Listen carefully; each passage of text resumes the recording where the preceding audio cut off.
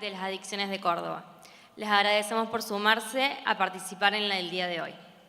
Queremos agradecer especialmente a las personas que van a estar disertando en esta mesa, que se titula Tratamientos basados en evidencia.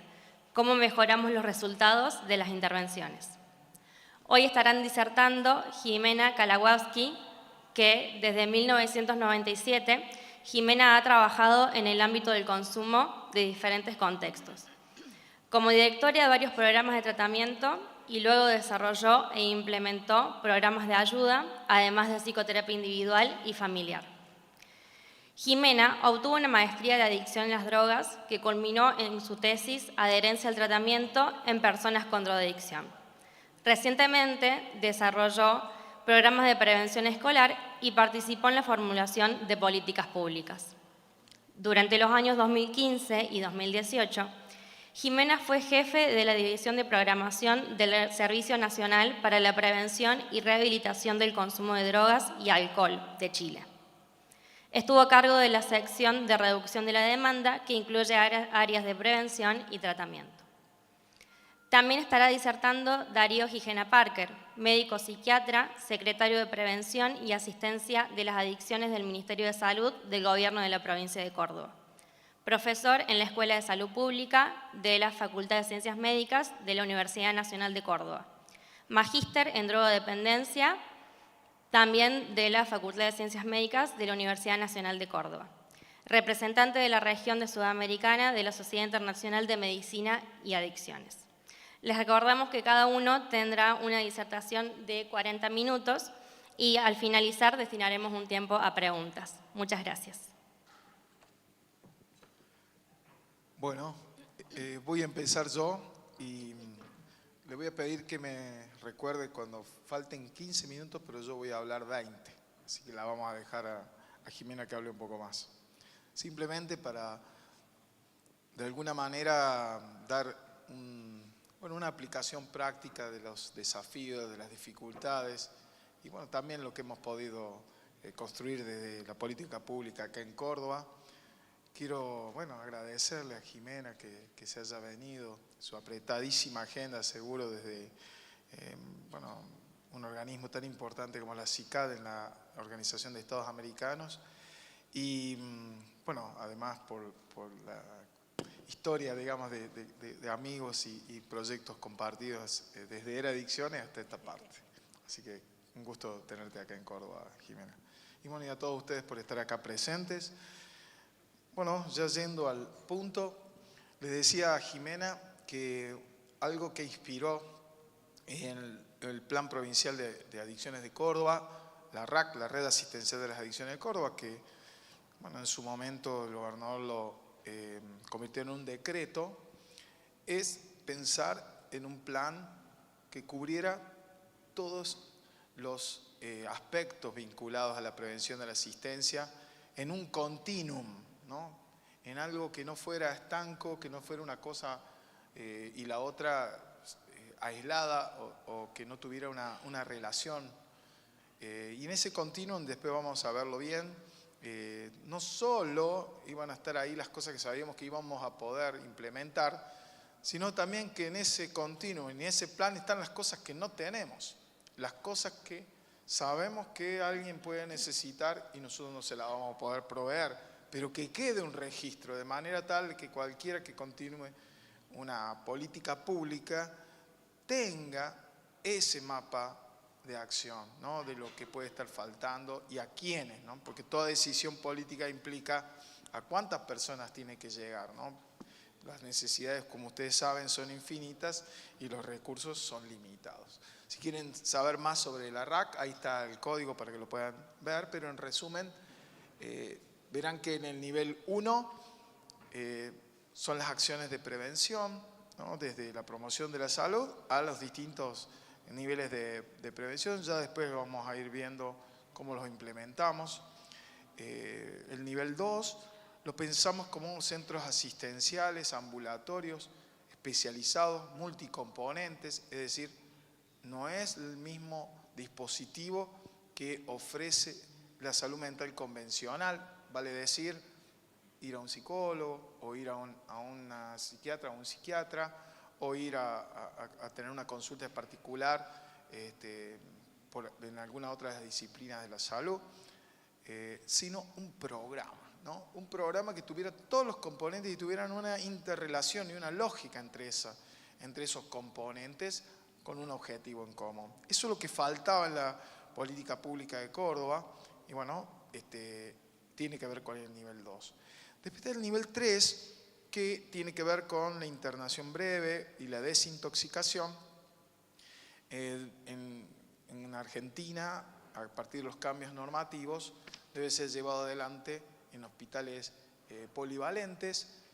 Sabemos perfectamente, los que nos dedicamos a este tema, la importancia de la mirada de otros especialistas de la salud y no restringir este tema únicamente a la salud mental o los adiccionólogos, pero también sabemos que es un enorme desafío integrar esta población, sus características, sus necesidades, sus dificultades al resto de las prestaciones de salud.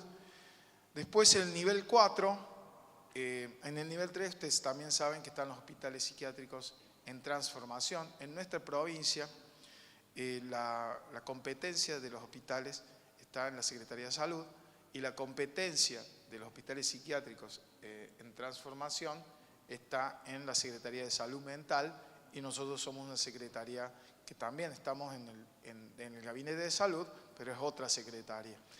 En el nivel 4 tiene que ver con la rehabilitación psicosocial que lleve más tiempo, ¿no? Y pensamos en que, bueno, Córdoba no tenía comunidades terapéuticas públicas, pero pensamos en comunidades terapéuticas públicas profesionales, ¿no? 2 P's, públicas y profesionales. Gran desafío, porque sabíamos que había algo de la atención residencial post-agudo que servía muchísimo y que había usuarios, había pacientes que no iban a poder llevar adelante un tratamiento eficaz en esos 2 niveles, que iban a necesitar una atención de mayor tiempo, ¿no? Por supuesto que no se excediera el tiempo de manera que se convierta en un dispositivo de aislamiento, ¿no? Sino que el esfuerzo estuviera en que fuera bueno el tratamiento para que cuando regrese a un tratamiento ambulatorio pueda tener mejores chances de mejorar la evolución de su problema de salud. Vamos a ver después cómo trabajamos eso. Y yo le agregué, eso es un invento personal, que no puede ser una puerta giratoria del nivel 3 o del nivel 4 y tenemos que hacer muchos esfuerzos para que las personas que salen de cualquiera de esos dispositivos puedan tener un abordaje ambulatorio o un seguimiento para que no se pierdan y después sea una puerta giratoria. Por eso el continuum, ¿no? Y el mantenimiento de los abordajes de salud. Bueno, ya dicho esto, vamos a pasar por el tratamiento ideal y esto tomo la guía práctica de la Organización de un Sistema Integral de Tratamiento de la Dependencia de Drogas que hizo CICAD-OEA ya hace unos años. Miren qué vigencia tiene, ¿no? El primer documento fue en el 2003, Luis Alfonso participó de este documento, de este trabajo. La paciente deben ser atendidos o atendidas en el encuadre menos restrictivo, primera palabra, el que le pueda brindar la mayor libertad posible, otra palabra, otra frase, pero a la vez que le garantice también el mayor grado de seguridad y efectividad con la suficiente flexibilidad que permita la movilidad entre los distintos niveles de atención de acuerdo con sus necesidades particulares y el respeto por sus derechos humanos. Hay que llamar a un brujo de África para que logre todo esto, ¿no? ¡Qué desafío! ¡Qué desafío! Porque sabemos muy bien que cualquier profesional de salud no tiene en su cabeza el encuadre más restrictivo como primera alternativa. Yo diría que el 99% de los profesionales de la salud mental están en dispositivos ambulatorios, ¿no? Por lo tanto, tienen la mirada puesta en otro encuadre. pero al mismo tiempo la mayor libertad posible. Pero bueno, sabemos la inherencia de esta enfermedad respecto al impacto en el cerebro y cómo impacta la decisión y la voluntad. Los estudios de Nora Volkow, que la convirtieron en, yo diría que la jefa del NIDA con más antigüedad y que ha trascendido más grietas de toda la historia de los Estados Unidos, porque se sostiene, está Iván Montoya justamente aquí acompañándonos de ese equipo, hizo ese famoso estudio de neuroimágenes donde venía alguien que venía con el discurso de yo no tengo ningún problema, me hacen problema la familia, déjenme tranquilo, yo no quiero hacer ningún tratamiento, y la foto de ese SPECT cerebral, donde mostraba una hipoperfusión en áreas críticas en la toma de decisiones y en otras funciones básicas. Y después de 20 meses de tratamiento y de una mejoría en sus parámetros generales, había cambiado ese discurso y decía, la verdad que me siento sereno, encontré la paz, qué suerte que no perdí del todo mi familia, quiero ayudar a otras personas.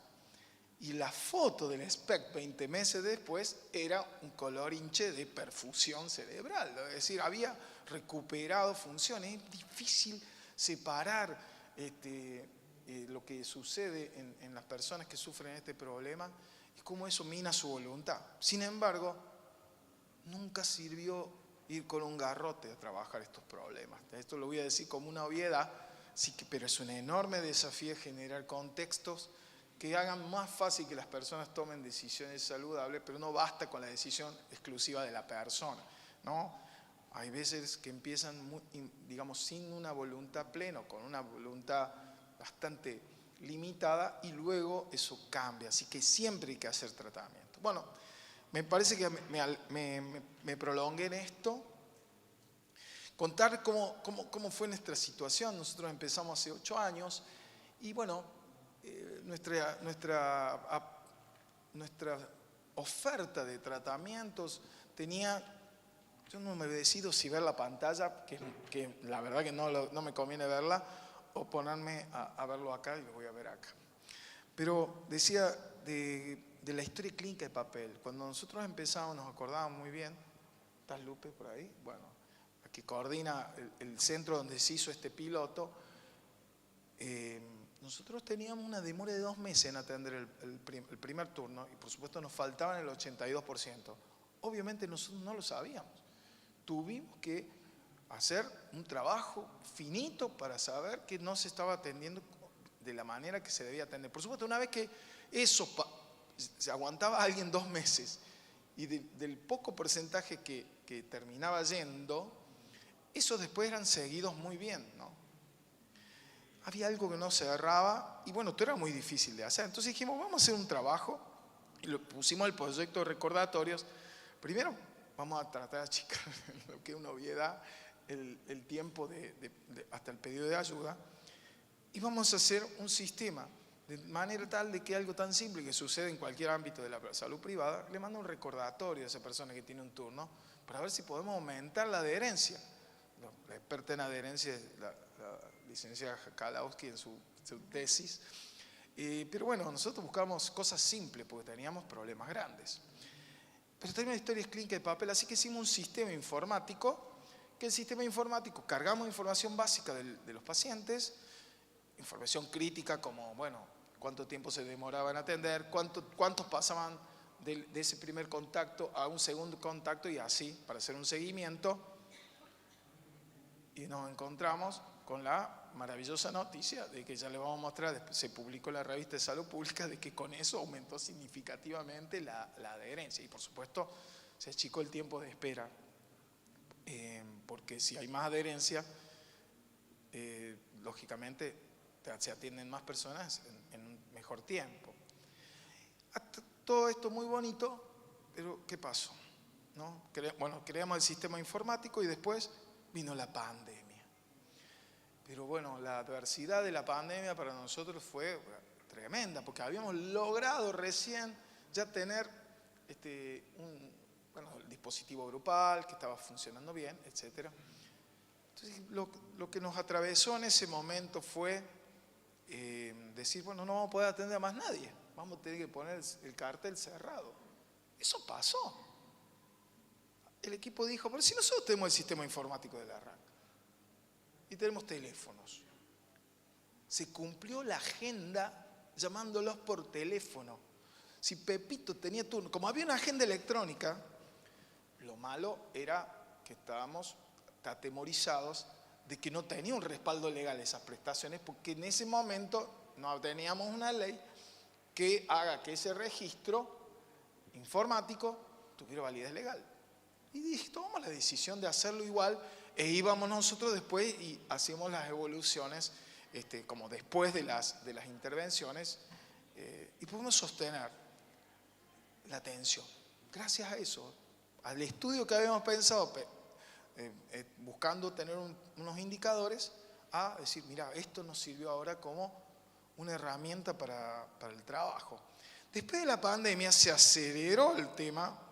Ahí está, vieron los turnos a distancia sosteniendo la misma agenda de los turnos del día cero, llamados telefónicos. Luego, aceleró dos elementos claves. Primero, pudimos empezar a gestionar los servicios con un tablero de datos, porque ya los teníamos los datos. Al tener los datos ya pudimos ir siguiendo lo que sucedía con los tiempos de espera. Nos pusimos a estudiar cuántos familiares venían al tratamiento, era muy bajo. Yo creo que no llegaba el 5% de familiares que acompañaban a los usuarios al tratamiento. Por supuesto, también es cierto que les decíamos, ¿quién es usted? La mamá. El paciente es él. Barbaridad en ese momento, pero le decíamos eso. ¿No es cierto? Porque no teníamos dispositivos para atender a la familia. Usted espere afuera. Sí, pero quiero hablar. Acá no. El que habla es él o ella. Entonces, esa cosa generaba, por supuesto, una distancia a los familiares. Nos pusimos a estudiar todos esos factores y después tuvimos la suerte que la pandemia aceleró la implementación del sistema informático de salud de la provincia. Entonces, ya, lo interesante es que todos los hospitales públicos ya tenían una infraestructura y tenían, todo se sostenía, había una ley. Nosotros fuimos el primer sistema ambulatorio, el primer dispositivo ambulatorio de todos los de la provincia en poder tener el sistema informático. Eso significó, ¿por qué lo pudimos hacer? Porque el equipo ya estaba entrenado en escribirle en una compu las cosas. Ya teníamos un entrenamiento en llamar por teléfono. Había funcionado. A nosotros la pandemia nos pegó duro y nos ayudó mucho también en este sentido. Lo implementamos, teníamos un teléfono IP, una compu, todo eso lo incluía el programa, o sea, una inversión que nosotros no lo hubiéramos podido hacer. O sea, cada oficina tenía una computadora con línea de gobierno, una camarita y un teléfono IP. Ahí lo ven en la fotito chiquita. La de ustedes es más grande la foto. Ahí se ve. Bueno, a partir de eso, ya nos animamos a aspirar a más, ¿no? A generar gestión de planes de trabajo basados en metodologías ágiles y por unos porcentajes. Queremos aumentar un 20% la atención de los familiares. ¿Qué podemos hacer? Con cosas simples. Y ya vamos a ver algunos ejemplos muy breves porque prometí que iban a ser 20 minutos. Bueno, con respecto a esto, ¿qué pensamos del continuum? ¿No? Hay conceptos que para mí son importantes. Derivación sin interrupción entre los distintos niveles de atención. Congruencia filosófica entre los distintos proveedores de los distintos niveles de atención. Uno le dice, la droga no es el problema. El otro le dice, che, veamos cómo hacemos un plan de prevención de recaída. Son dos cosas totalmente distintas, entre mil cosas que podemos discutir de la congruencia filosófica. Cómo lograr un sistema de información o de formación y de entrenamiento para que eso sucediera. La llegada oportuna a la historia clínica del paciente al siguiente proveedor, ¿no? Para que haya un continuum, porque si en la comunidad terapéutica ni se enteraban lo que hacían en el ambulatorio o en el hospital o en el territorio, bueno, lógicamente había una información que se perdía. Lo útil es cuando los terapeutas o las instituciones admiten al paciente a un continuum de múltiples instancias de tratamiento, en vez de admitirlo a su programa. Es decir, acá vas a curarte. No, esto es una parte más del tratamiento y evidentemente estuviste allá. Muy bueno. Ahora estás acá.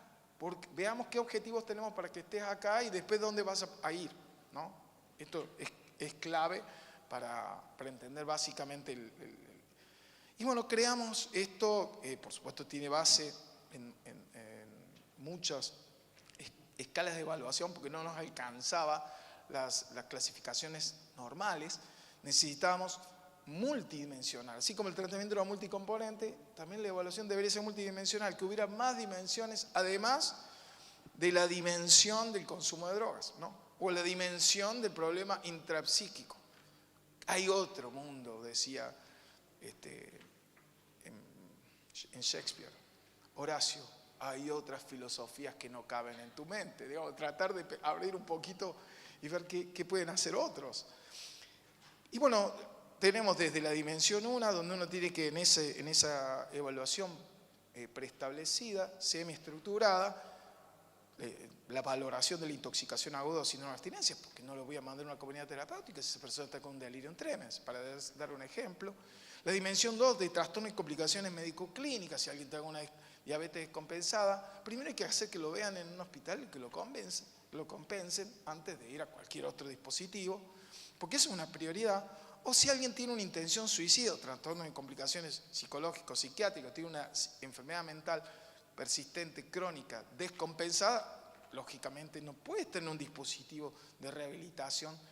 Es una obviedad, pero bueno, ¿cómo medirlo? ¿Cómo definirlo? ¿Cómo tener un lenguaje común? La dimensión 4, que es la que no tiene muchos otros ámbitos de la salud mental, por eso la especificidad de las adicciones, que es la predisposición al tratamiento, para nosotros es clave. No se le puede ofrecer a alguien un tratamiento muy estructurado y de alta contención si no tiene nada de demanda del tratamiento, ¿no? Salvo que sea involuntario. Cosa que ustedes saben que está muy discutido.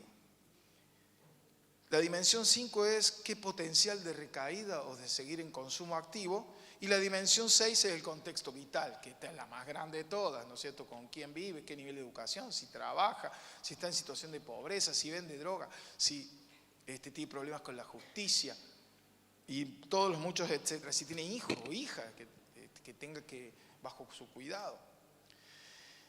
Y esta es una forma de verlo así muy, muy rápido a lo que es una evaluación multidimensional en una sola mirada, ¿no? Es como un parpadeo de ojos.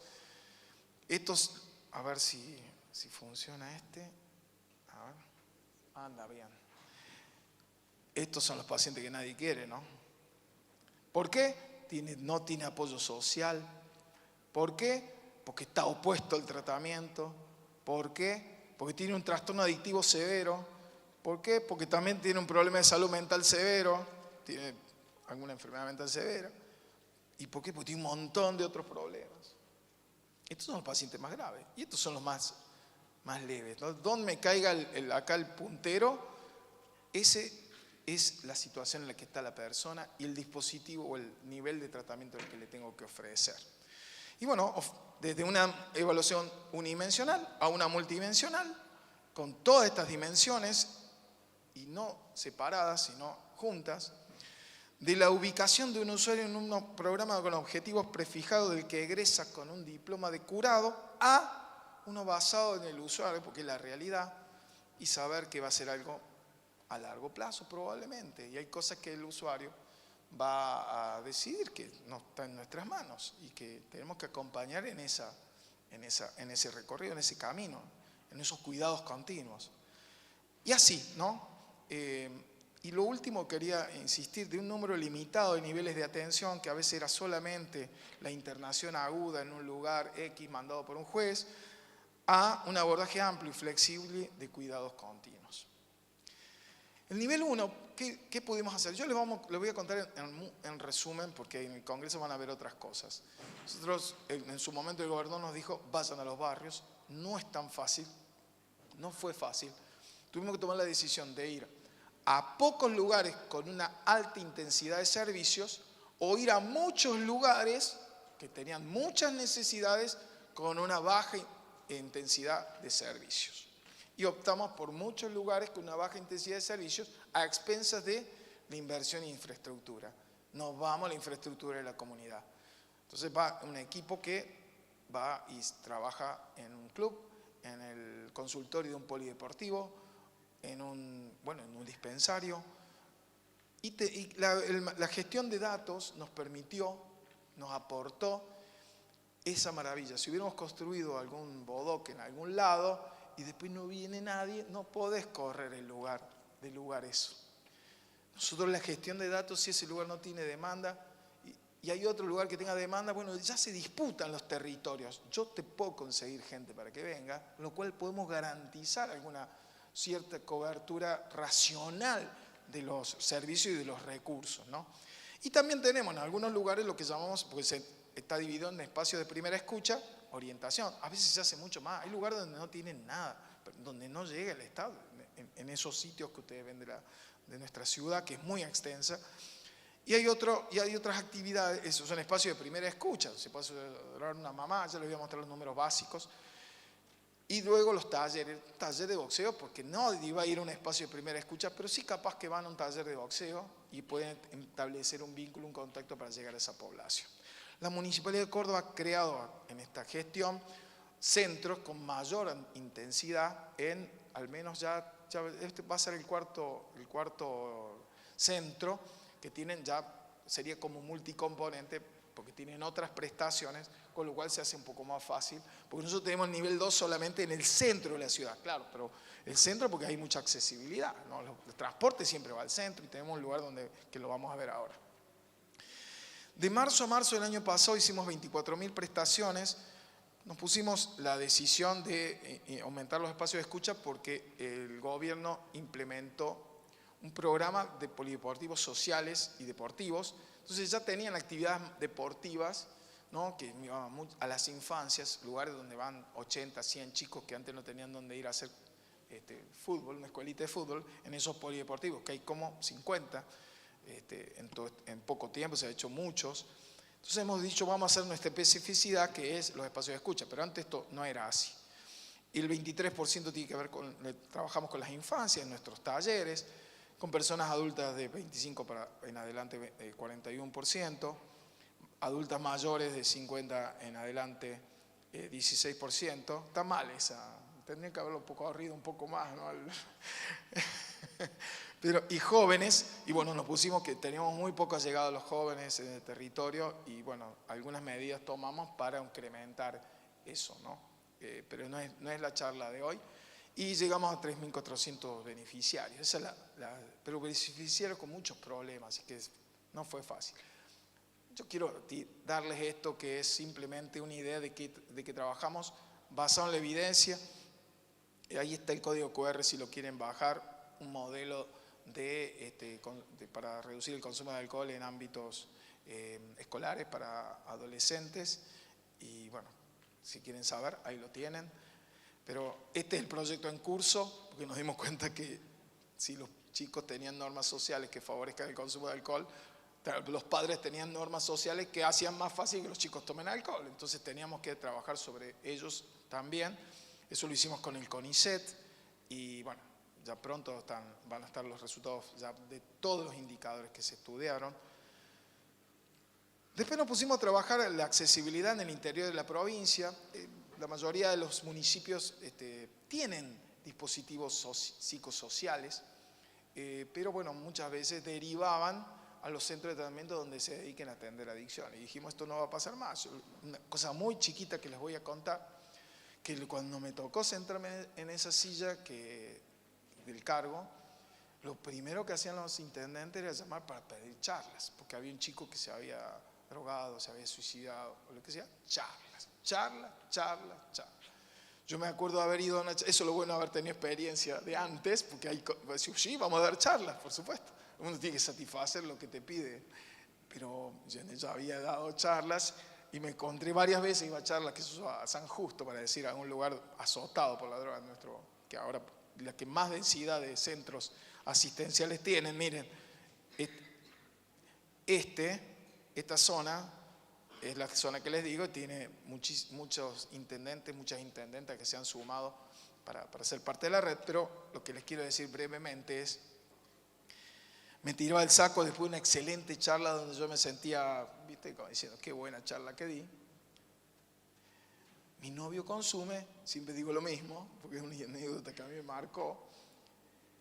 Nadie sabe, no le quiere decir a nadie, no quiere pedir ayuda a nadie, no sé a quién decir porque tengo miedo que se enoje conmigo. Muy buena su charla, ¿qué hago?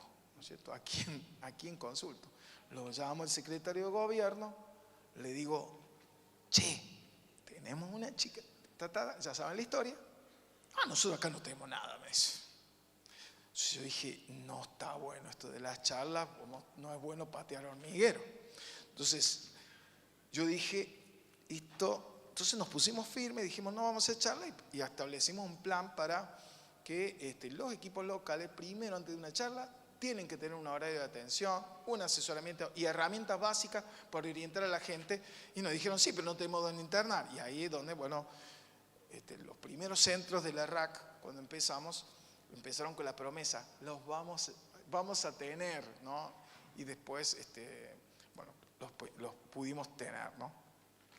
Pero bueno, son 111 centros, ahora son 113, perdón, porque ha cambiado esta foto. 59 preventivos, es decir, hacen atención primaria y derivación, pero algunos orientan y siguen a las personas y a las familias, y otros hacen tratamiento multicomponente, que son unos 52. 31 de esos centros ya se han adherido al sistema informático, con lo cual podemos verificar cuánto demoran en atender, cuánto es la adherencia que tienen. Yo les decía que empezamos con un 82% abajo y hoy estamos en un 56, 57%. Nos faltan mucho menos, no mucho, pero menos, bastante menos que los que nos vienen, ¿no? Las personas que vienen, que ustedes saben que es un tema crítico eso. Bueno, el nivel 2, que lo ven ahí en los dos colores, en los dos celestes, porque yo quería que el nivel 2 abrazara y no dejara vacío la puerta giratoria de las internaciones.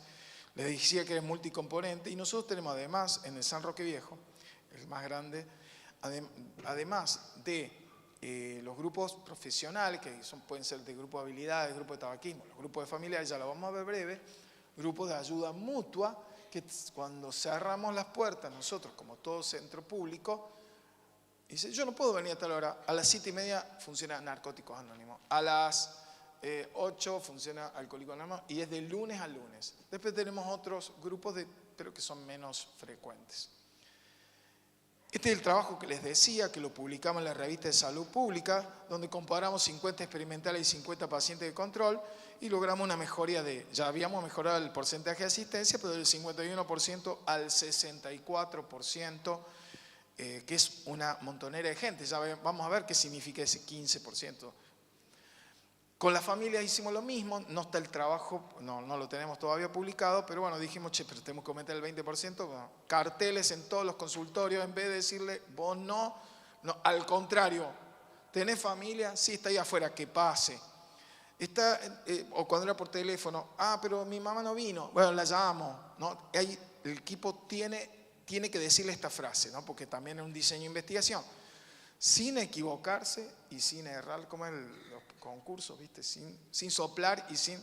¿Sabías que sin tu participación las posibilidades de recuperación de tu ser querido disminuyen? Solo había que decirle eso. Nosotros aumentó. Yo creo, no me acuerdo, pero depende de lo que uno corte, aumentó 40% la presencia de familiares en el tratamiento.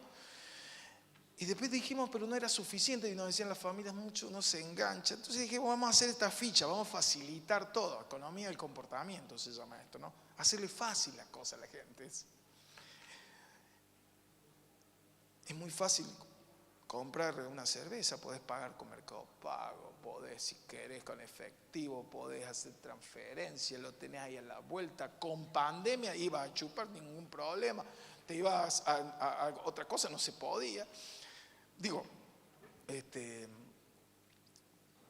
la verdad que tenemos dispositivos que dificultan las cosas a la gente y nosotros necesitamos facilitar las cosas para que tengan resultado. Y una de las cosas que hicimos es esto, sí me comprometo a participar activamente del tratamiento. Y que podían poner, no tenían consecuencias, no es que iban a tener un castigo, una contingencia por eso. Es solamente si, la verdad que les costaba poner, no me comprometo a participar, sabiendo que las posibilidades de recuperación de mi ser querido mejoran, ¿no? Porque después de esa frase, primero la frase,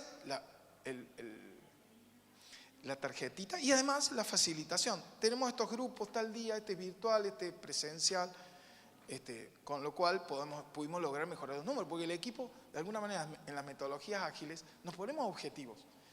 Y esos objetivos después se revisan trimestralmente y todos los cabezas de los equipos vamos compartiendo y vamos haciendo comentarios sobre eso. Teníamos problemas porque había poca adherencia en los grupos, entonces hicimos un pasaporte de la recuperación, que era algo de economía del comportamiento, simplificar el mensaje. Ellos iban marcando como un sellito, mucha gente joven. En la época del mundial había que coleccionar figuritas, entonces el terapeuta le sellaba, a ver, pasaste y con fichas, una cajita que se le entregaban cuando ya tenía un número crítico de grupos al que había asistido. Eso lo compramos con un fondo especial de narcotráfico que tuvimos un año, ¿no? Y bueno, esto es en el Centro de Asistencia Córdoba, en Córdoba Capital, que es el más grande y que depende directamente de nosotros.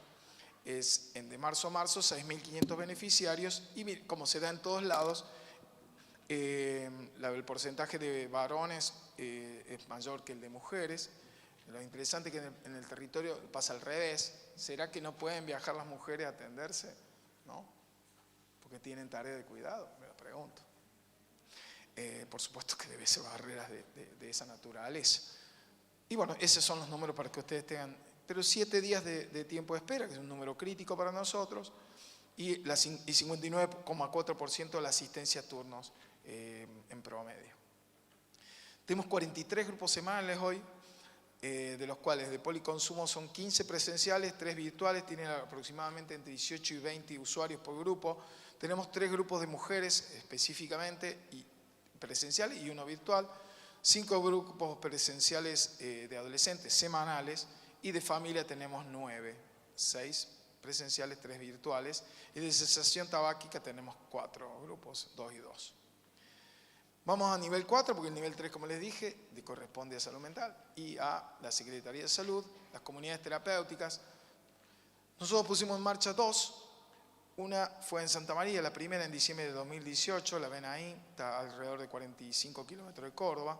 Y la otra es en San Francisco, tiene una capacidad de alrededor de 30 usuarios. Es un modelo de gestión mixta, totalmente novedoso para el Ministerio de Salud. Y bueno, hoy están en su plena ocupación, para contarles simplemente que han pasado de marzo a marzo, desde que se crearon 1.468, esto es el corte en marzo, 16% mujeres, 83% varones y otros, y 27,8% jóvenes, ¿no? Y ahí está discriminado en las dos comunidades. Este es el proyecto, este es el master plan, podemos decir. Algunos no pudieron ser y no sé si van a poder ser. Otros están en ejecución. Bueno, los que ya saben que acabo de decir. Este está en ejecución, que en el viejo hospital de Río Tercero nos los han dado para que hagamos una comunidad terapéutica y ya está empezando las obras. Y en la ex maternidad aquí en Córdoba, nosotros vamos a tener también dispositivos múltiples, ¿no? Está ubicado en un lugar muy estratégico de la ciudad. No empezaron las obras, pero ya estamos con los arquitectos y las arquitectas. Y vamos a tener un plan con un financiamiento de Nación para, en el hospital Elpidio Torres, ahí muy cerca de Guiñazú, una zona muy importante y crítica para la accesibilidad, y en Villa María, en el hospital Pasteur. Todo esto ya está bien avanzado en cuanto a la planificación, pero falta que hasta la decisión de que se financien, ¿no? La gestión obviamente va a estar a cargo de la provincia, estaría a cargo de la provincia. Este es nuestro equipo de gestión, este equipo que ustedes ven acá, que después atienden pacientes, hoy están en las salas, están en la puerta, están en la sala de prensa, están cuidando los detalles y a veces llevándonos y trayéndonos. Así que también quiero aprovechar y agradecerles, felicitarlos y reconocer el laburazo que hacen. Y bueno, y a ustedes por venir a este congreso, por sumarse y bueno, a disposición para lo que necesiten.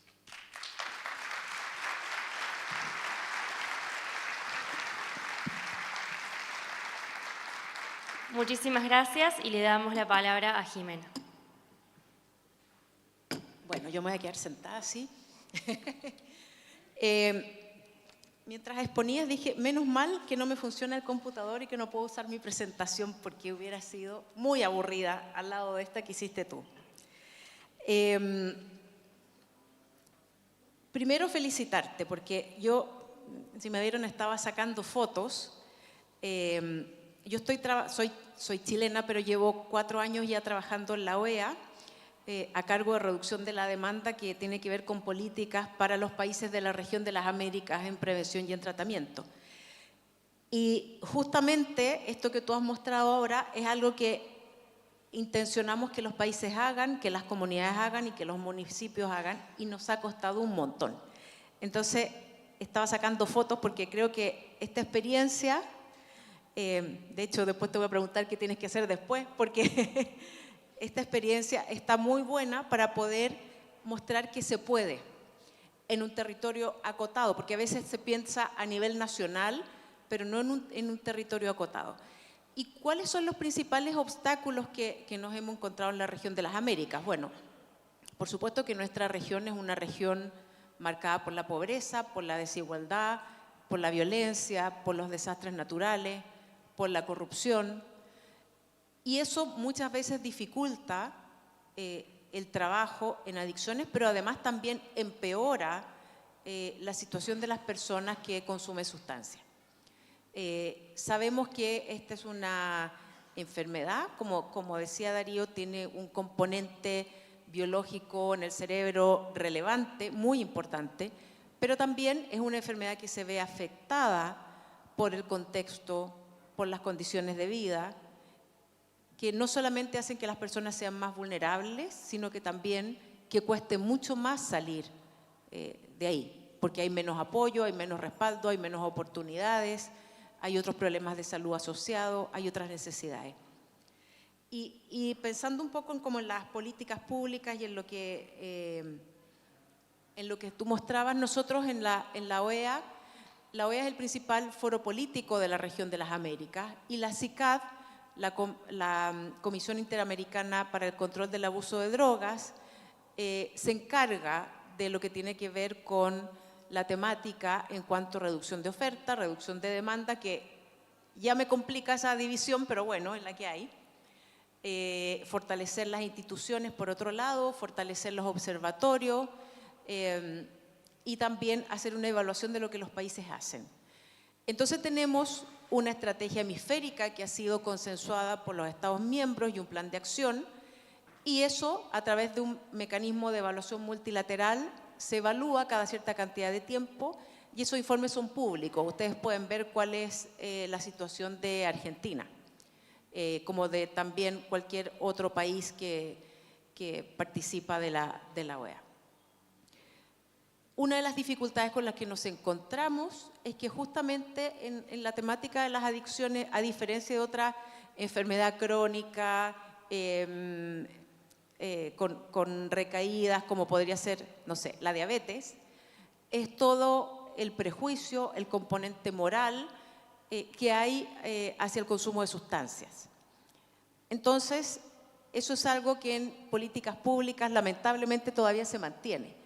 Entonces, el trabajo de convencimiento de que no es que estamos destinando recursos a personas que se han desviado del buen camino, que están en el camino del pecado, de la perdición, etcétera, todavía es un trabajo que hay que hacer en nuestra región para poder convencer de que esto es un problema de salud pública, es un problema de salud mental también, y por lo tanto hay que asignar presupuesto y también profesionales para este trabajo. Entonces, cuando Darío me invitó a hablar un poco de lo que tiene que ver con lo que se llama tratamientos basados en la evidencia, yo decía, bueno, ¿cómo agarro esto?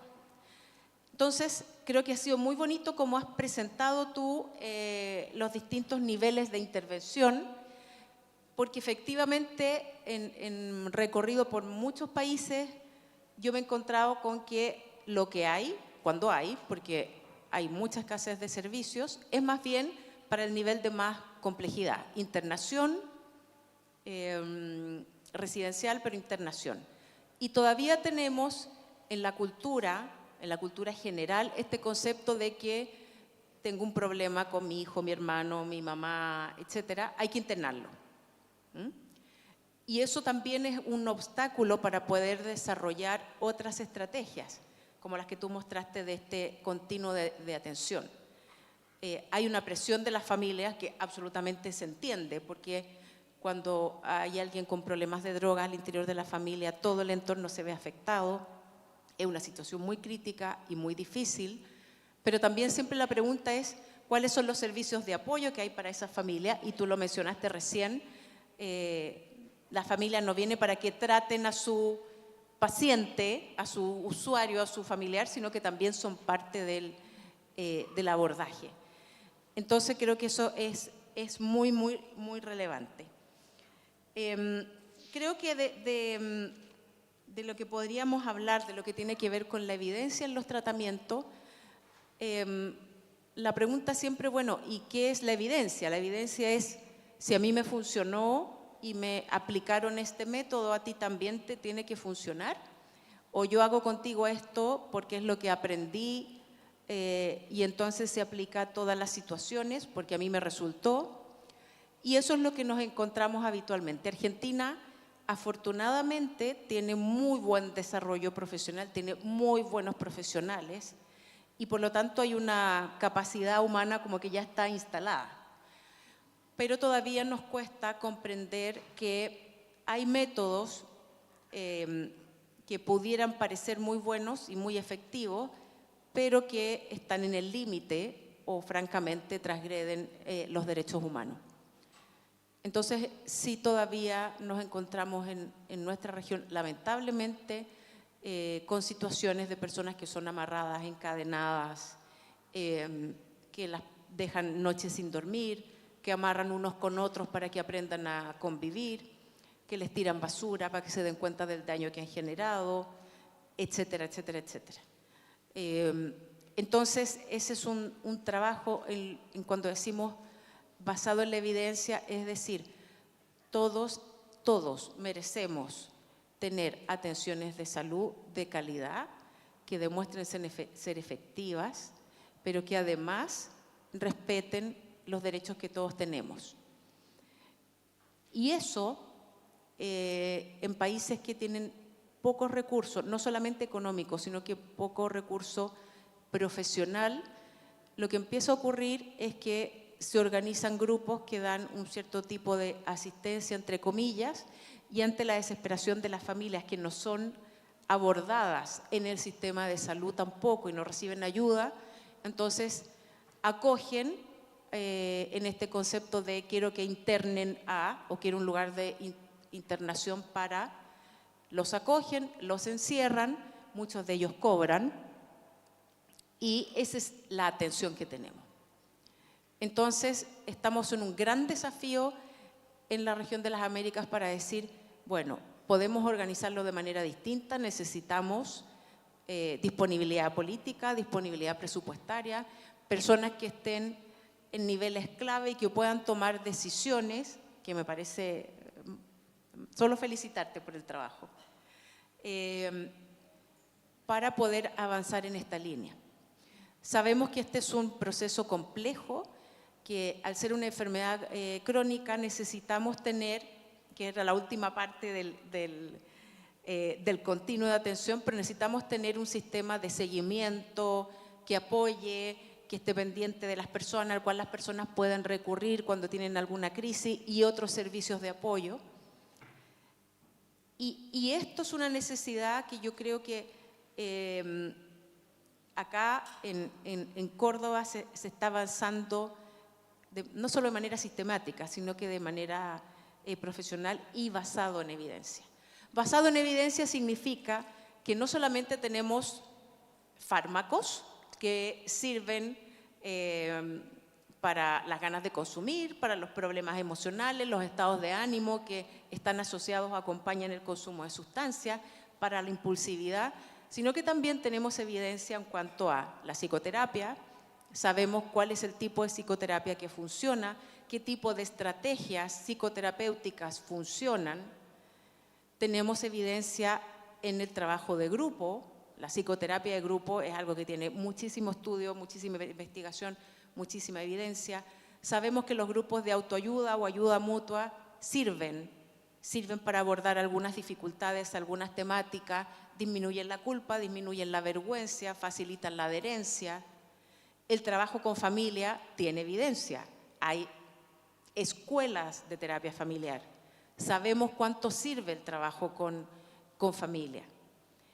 Entonces, más bien lo que nos falta son articuladores de la evidencia. La evidencia está, se conoce, pero también hay que tener personas que puedan generar espacio donde todo eso se articule y además donde puedan de manera amable, acogedora, explicar a las familias y a las personas que han tenido una propia experiencia de vida, de tratamiento, de recuperación, explicarles de que esta es una mejor manera de hacer las cosas por tal y cual motivo y que de esa manera podamos romper muchas veces como que pareciera como un paradigma de los profesionales versus los no profesionales, o como antiguamente se concebía Narcóticos Anónimos y Alcohólicos Anónimos, de que solo se podía participar del grupo si es que uno sufría el mismo padecimiento, la misma enfermedad. Hoy en día sabemos que todos tenemos algo que aportar y podemos aportar algo. Y luego también nosotros nos encontramos con el desafío que fue la pandemia. Y efectivamente una de las dificultades que tuvimos fue cómo le proponíamos a los países que pudieran mantener el tratamiento. Entonces, este sistema de registro, que también es algo que nos cuesta avanzar en muchos territorios, creo que efectivamente es algo que facilitó. Y también hoy en día la pandemia nos trajo la posibilidad de entender, aceptar de que el trabajo a distancia también puede funcionar. Yo creo que sobre todo los profesionales de las ciencias humanas éramos los más reacios, tal vez a la telemedicina, al trabajo online.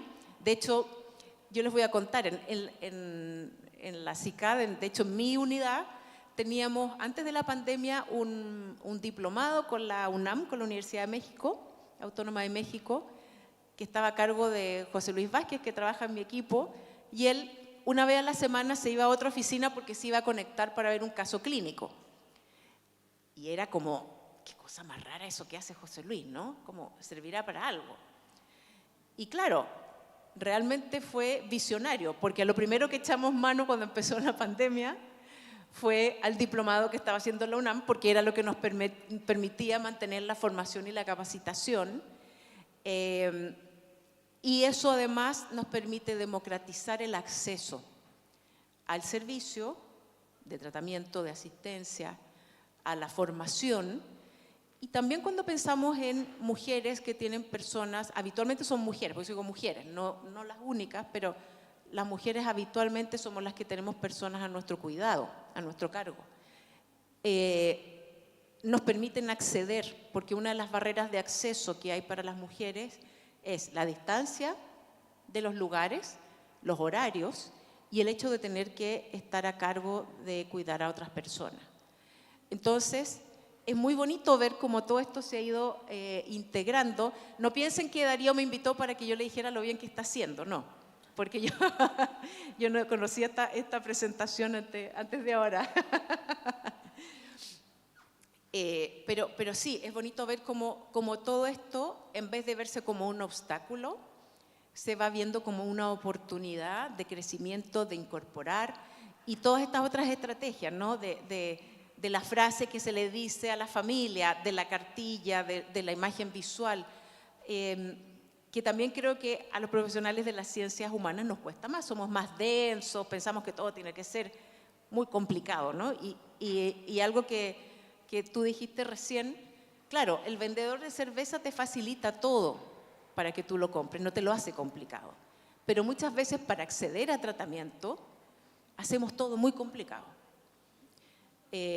Yo recuerdo en Chile años atrás, cuando yo empecé y trabajaba en comunidades terapéuticas, lo primero que se le pedía a una persona que llamaba para pedir ayuda es que pasara un tiempo abstinente antes de entrar a tratamiento. Entonces era un contrasentido. Si la persona está con problemas y está pidiendo ayuda, nosotros le decimos arréglesela sola y manténgase abstinente 1 mes, 2 meses y después vemos si entra a tratamiento. Era cuando todavía no teníamos mucho conocimiento y la evidencia no estaba tan distribuida como ahora. Entonces hemos avanzado, pero todavía nos quedan algunas cositas, ¿no? Entonces, como tenemos un poco esta mezcla de que esto es una concepción media moral, pensamos que si usted quiere dejar, puede dejar en cualquier momento. Gracias a los estudios de Nora Volkow sabemos que efectivamente eso es algo muy difícil de lograr y por lo cual necesitamos tener muchas opciones de tratamiento. Otra de los desafíos que tenemos todavía en lo que tiene que ver con la evidencia es el acceso de los menores de edad.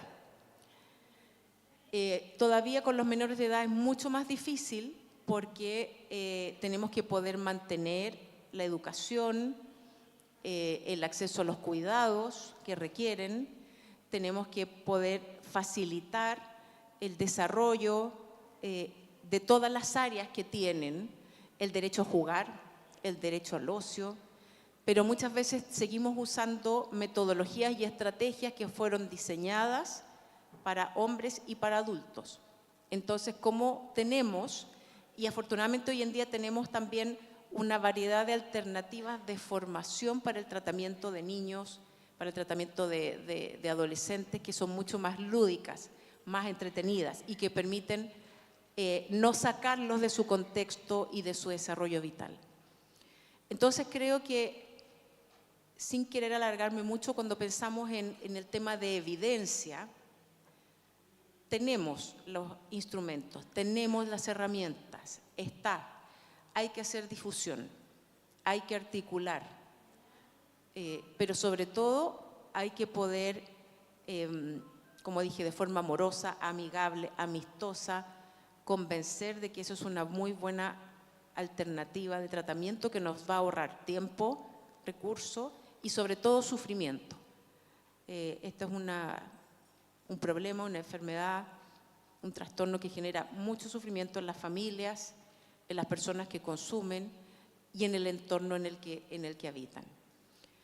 No quiero dejar pasar mi preocupación, yo sé que no es algo que todavía tenemos tan presente en el Cono Sur, pero como llevo un tiempo ya viviendo en Estados Unidos, la epidemia del fentanilo.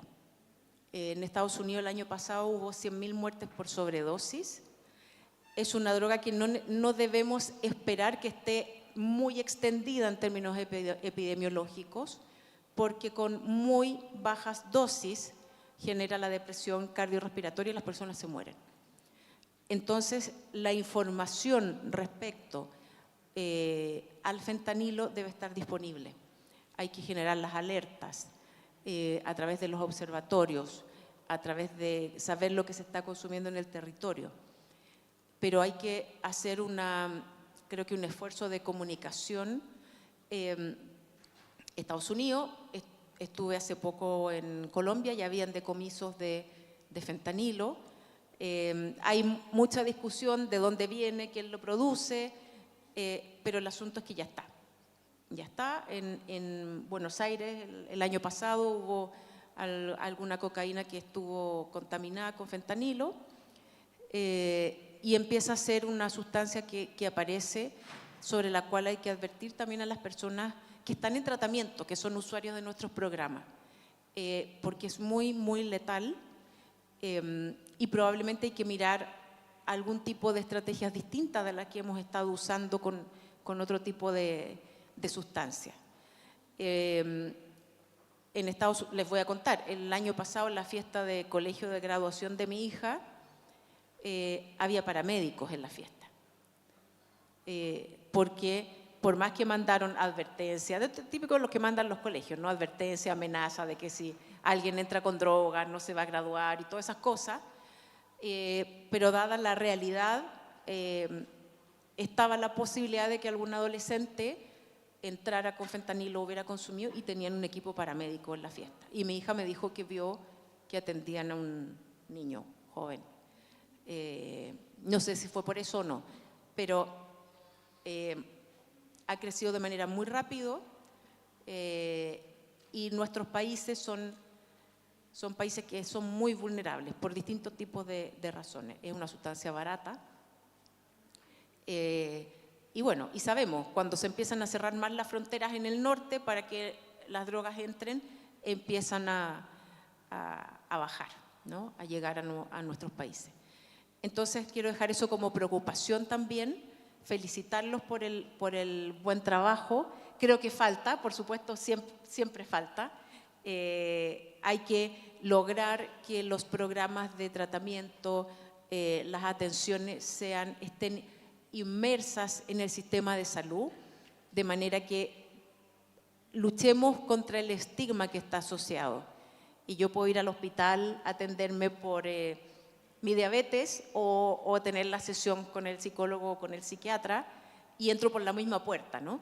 No estoy en un lugar separado, lejos, que siempre nos cuesta el trabajo con la comunidad.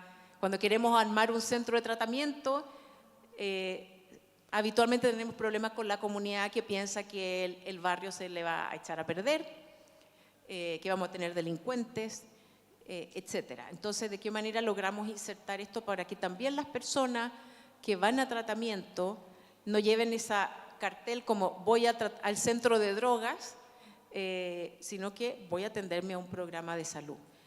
Pero solamente felicitarlos por el buen trabajo que han estado realizando y que se nota además el cariño, el corazón y la asistencia, porque pensé que era un tema que no iba a tener tanta asistencia y sí. Y sí, bueno, eso, muchas gracias.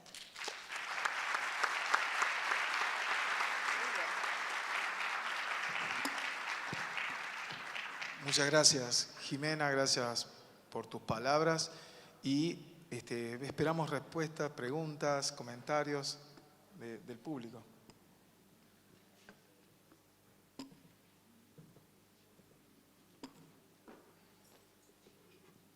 Buenas tardes, mi nombre es Jorgelina Devoto, estoy representando al Instituto de Prevención de las Adicciones de la Universidad de El Salvador, en donde dictamos una maestría en adicciones. Por muchos motivos me interesó muchísimo la charla de hoy. Realmente el trabajo que hace Darío en Córdoba es encomiable. Y justamente los dos hablaron de un aspecto, perdón, es casi un comentario lo mío, pero cuando me convocaron a disertar en este encuentro, elegí un tema en el que venimos trabajando desde la investigación, que es el impacto del tratamiento de manera virtual en la atención de las adicciones. Lo comenzamos en el año 2022, cuando recién se volvía a la presencialidad. Hicimos una encuesta, entrevistas con distintos centros de tratamiento y profesionales. Y bueno, los resultados de este trabajo de investigación son los que voy a presentar mañana, justamente porque creemos que la evidencia, las prácticas basadas en evidencia tienen seguro mucho más eficacia que salgan de elucubrar mentalmente que nos gustaría o que no. Y este año repetimos con un grupo más pequeño porque notamos que también muchas de las conclusiones que se habían sacado recién terminada la pandemia han empezado a modificarse. Por supuesto no voy a explicar el trabajo, pero de hecho, si hiciéramos una nube de palabras con respecto a qué fue la virtualidad en la atención, sobresale eficacia, oportunidad, aprendizaje. Y eso creo que lo manifestaron ustedes. Aprendimos todos cuando tuvimos que afrontar la incertidumbre de pensar que no íbamos a poder seguir atendiendo a los pacientes.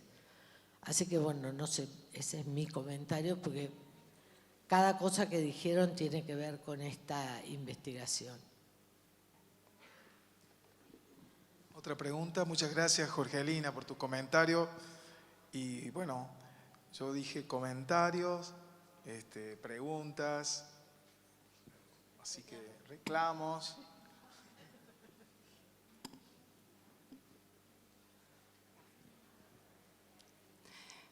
Hola, buenas tardes. Mi nombre es Karina López. Bueno, va una pregunta a cada uno en realidad.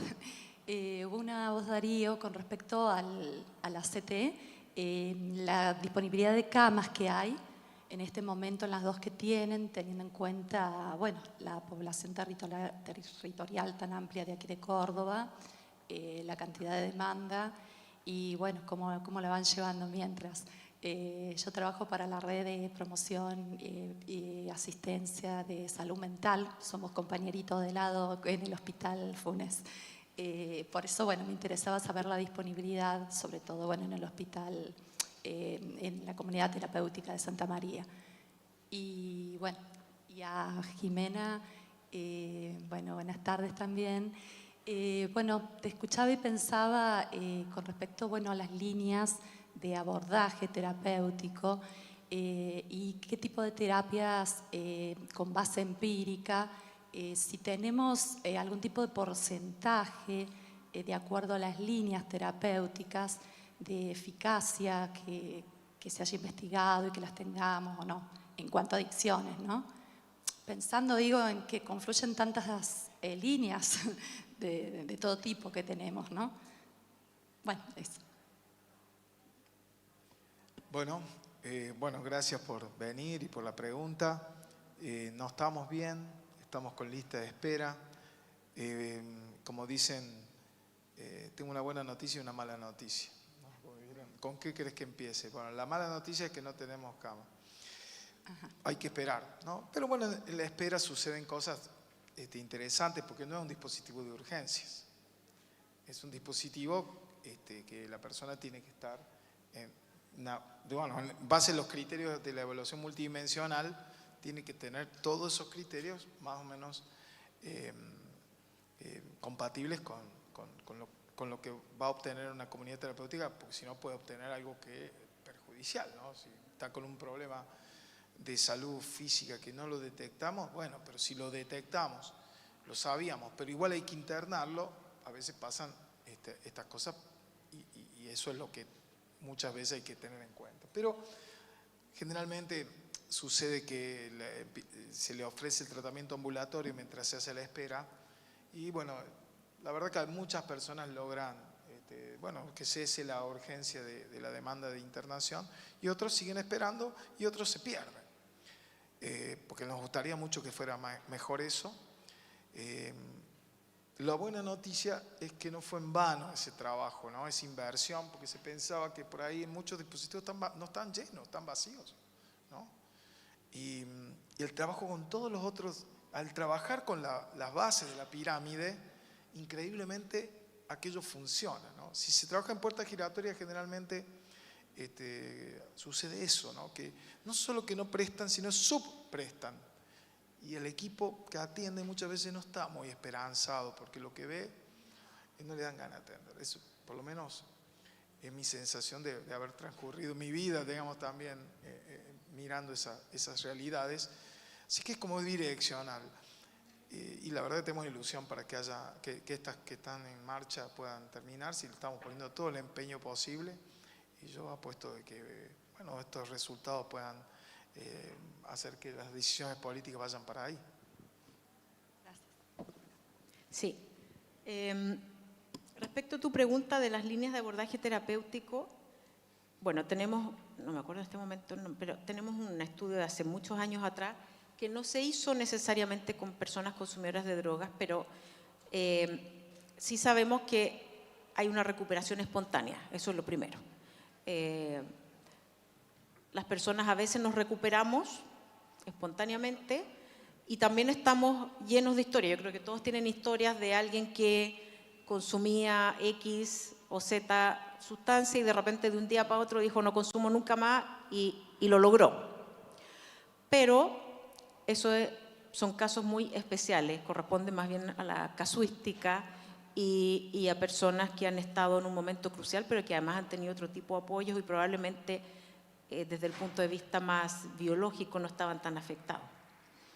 Lo que tiene más evidencia en el tema de las adicciones tiene que ver, por un lado, con la terapia cognitivo-conductual, que tiene que ver con el manejo, además de las contingencias, de las situaciones que rodean el consumo, las situaciones que lo provocan. Y por otro lado está toda la línea de la entrevista y la terapia motivacional, que para mí es como el desde de cualquier trabajo terapéutico. Luego, en otro nivel de profundidad es que tenemos el trabajo, y que debe ser, a mi manera de ver, también debe ser un desde, que tiene que ver con el trabajo con trauma. Tiene mucha evidencia la terapia de EMDR, ya que tiene evidencia, pero hay que tener personas que estén formadas en el manejo de esa terapia. El trabajo de experiencias traumáticas debe ser muy cuidadoso porque tiene muchos riesgos asociados, pero creo que dentro del paquete de prestaciones que debiéramos considerar, el trauma debe ser algo que debe estar presente, probablemente en etapas más avanzadas del tratamiento o una vez que la persona ya esté más bien abstinente y bien avanzado en su recuperación. Y también en otros niveles de profundidad, tal vez no tanto como el trauma, sino que un nivel más intermedio, está todo el trabajo familiar, de grupo de autoayuda que ayude a soportar la carga que tiene la familia con una persona que consume, pero también toda la terapia familiar sistémica para entender qué es lo que ocurre y cuáles son las dinámicas que se deben ir modificando al interior del trabajo con la familia. Yo creo que eso es lo que tiene en este momento, bueno, y la terapia grupal también. Y luego yo creo que con eso una persona tendría las herramientas más que suficientes para poder salir adelante. Y ya luego viene todo el desarrollo personal y el avance que las personas pudieran querer seguir teniendo en su vida en términos de autoconocimiento. Yo sé que aquí en Argentina les gusta mucho el psicoanálisis y tal vez eso es para una etapa más avanzada de desarrollo personal, pero pensando en lo que tiene que ver con más evidencia para el abordaje del uso del consumo problemático, creo que estos son los principales aspectos. Gracias. Sí, hola, acá. Daniel es mi nombre. Una pregunta para Darío. Bueno, yo particularmente doy fe del buen trabajo que se hace en el nivel 2, que la verdad que para el que se quiere recuperar lo puede lograr, o sea, definitivamente. Ahora lo que pregunto, ¿qué porcentaje de pacientes judicializados tienen y ¿cómo se le llega a ese paciente que está judicializado y que está yendo a concurrir a las terapias y bueno, a los grupos y demás, que solamente va porque tiene obligación de la justicia, ¿no? Y que muchas veces tiene ese paciente una alta rotación y por ahí, bueno, a veces no sé con qué resultados o cómo se lo motiva a ese tipo de paciente que por ahí, no sé, a lo mejor en los grupos lo podés ver dormido o lo podés ver pensando en otra cosa y que lo único que quiere es que le firmen el certificado de asistencia al grupo, ¿no? Por ejemplo, o a la terapia. Muy buena tu pregunta. 26% de las consultas son precisamente esta población que vos decís, que viene con un mandato judicial. Un porcentaje, yo creo que era el 16%, si mal no recuerdo, una vez que termina el proceso de evaluación, no se les recomienda al juez que haga tratamiento, porque hay muchas de esas personas que vienen, si uno automáticamente las ingresa a tratamiento, pueden suceder esas cosas que vos decís. Entonces, le hacemos un laboratorio, porque el multicomponente, además de la terapia individual, el grupo, la familia, también está el laboratorio y también está la prestación de psiquiatría. Entonces, no lo dije porque lo pasé rápido, pero En el laboratorio justamente es lo que jueces reclamaban muchas veces, medidas más objetivas. Entonces, si era alcohol, pues teníamos una batería de estudios normales, ¿no? Nada del otro mundo, pero sabemos que altera, por ejemplo, el tamaño de los glóbulos rojos, junto con otros criterios te dan una probabilidad que esa persona tenga. Más la evaluación clínica o el doping, el screening por orina, veíamos, le repetíamos 2 veces, si daba negativo y decía, yo doctor no tengo ningún problema, me acusan de esto, es porque, bueno, y no veíamos indicadores, le decíamos al juez que no tenía necesidad de tratamiento. Ahora, si tenía necesidad de tratamiento, nosotros no le decíamos al juez, le salió positivo de cocaína, le dio la gama alta, le digo, tiene indicador, nosotros no guardamos esos datos, tiene indicador, debería hacer tratamiento. Ya tenemos un filtro, digamos, por lo menos de no enrarecer más esas circunstancias. Indudablemente, la decisión de qué medida va a tomar el juez, si la persona viene a tratamiento o no, no debe ser tan drástica, porque se dejan el tratamiento a aquellos realmente inmotivados que no obtienen nada. Y bueno, por supuesto que también tenemos problemas en los grupos y problemas grandes, ¿no? Sí, sí puedo complementar. Desde la CICAD hemos promovido mucho los tribunales de tratamiento de drogas y las alternativas al encarcelamiento. Pero eso tiene una metodología muy particular, tiene muy buenos resultados, pero es para las personas que han estado involucradas en delitos de baja complejidad, que no son delitos de sangre, y se les ofrece como una opción. Por supuesto que es una opción mucho más tentadora que pasar tras las rejas, ¿no? Pero tiene una metodología especial porque el juez pasa a tener un rol mucho más activo y se hacen seguimientos cada 2 semanas, una vez al mes, del progreso de la persona. Entonces, de alguna manera, es como estimular la motivación para que la persona haga un proceso de tratamiento, pero como es una metodología bien particular, hay un diagnóstico hecho por un equipo psicosocial previo, que un poco complementa lo que tú dices. No basta con que la persona haya consumido drogas o sea un consumidor habitual, sino que tienen que darse ciertas características para que se pueda beneficiar de una alternativa como esta. Pero no tengo los datos en la cabeza ahora, pero en ese grupo hay muy buenos resultados, no solo en relación a que dejan de consumir o hay pocas recaídas, sino que también en la conducta más asociada a los conflictos con la ley. Tiene muy buenos resultados.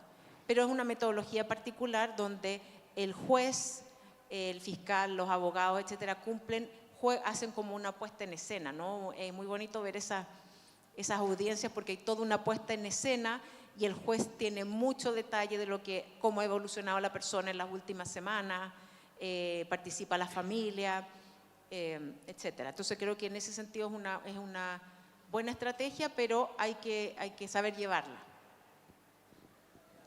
Gracias.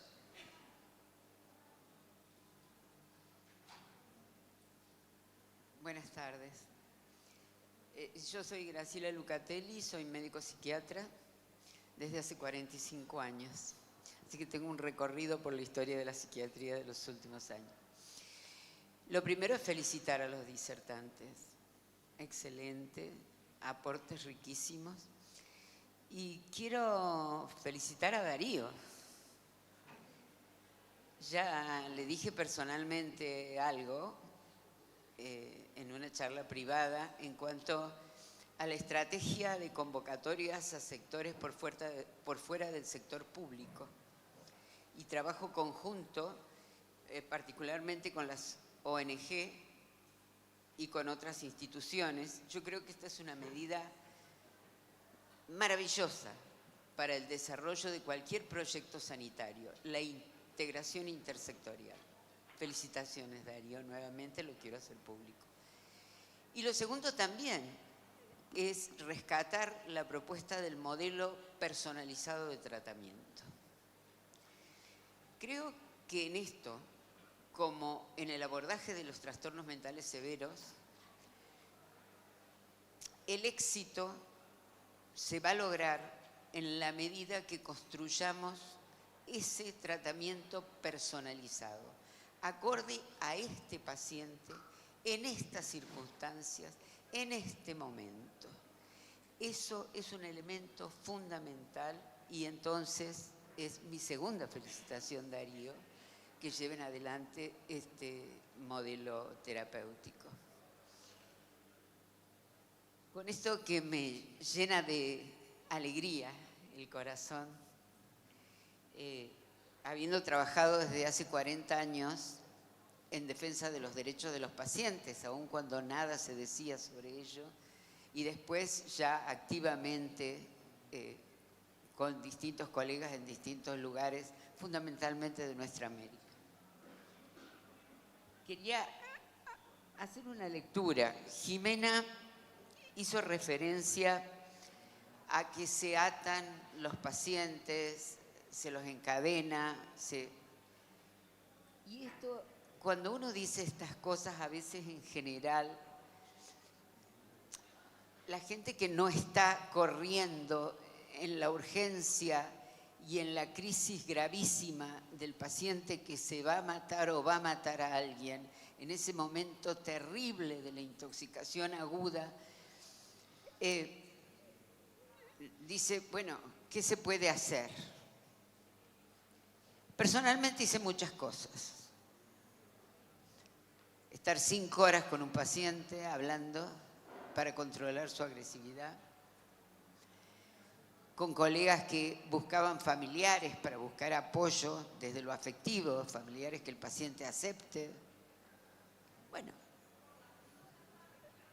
pero también me ha tocado alguna vez tener que indicar y realizar contención mecánica.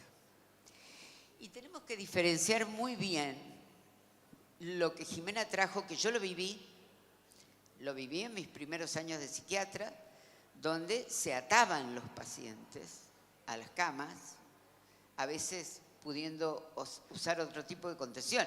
En esa época solo teníamos la clorpromacina, luego llegó el haloperidol. Es decir que estamos hablando de mucho tiempo atrás. Y bueno, era la manera de contener. Así.